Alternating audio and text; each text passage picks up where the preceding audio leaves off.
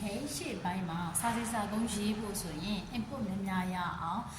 စာများများဖတ်ထားရမယ်ဆိုတဲ့အပိုင်းပြီးသွားပြီเนาะစာအုပ်ရွေးချယ်တာ ਨੇ ပေါ့အဲ့တော့အခုဒီပိုင်းမှာစပြီးရေးမယ်ဆိုရင်စာစီစာကုန်းထဲမှာကြပြလေးတွေစာသားလေးတွေဆိုရိုးလေးတွေထည့်ရင်ပိုကောင်းတယ်ပေါ့เนาะဒီအတွက်လည်းထူထူလေးကျင့်နေရတာမျိုးတော့မရှိပါဘူးဥပမာမိနစ်ကမေးသွားတယ် imagine နဲ့ဆိုင်တဲ့စာစီစာကုန်းဆိုရင်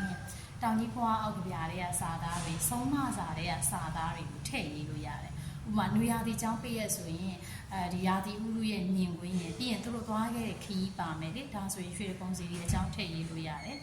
နောက်ဆုံးအကောင်းဆုံးတစ်ခုကတော့ပြည်အောင်စုခီးတယ်ပေါ့နော်ဘယ်ဒေသကိုသွားမလဲဒီဒေသနဲ့ဆိုင်တဲ့ကြပြစာသားလေးတွေကိုထည့်ရေးလို့ရပါတယ်နောက်ပြီးရေးသားပိုင်းမှာဆိုရင်စကားဆက်ထည့်ရေးရမယ်ရှေ့အကြောင်းအရာနဲ့နောက်အကြောင်းအရာနဲ့ကိုဆက်ပြီးတဲ့စကားဆက်လေးတွေသုံးရမယ်အဲ့တော့စကားဆက်ကလည်းအပြောမဟုတ်ဘူးပေါ့နော်အရေးစာသားကိုပြောင်းပြီးတော့ထည့်ပေးရပါမယ်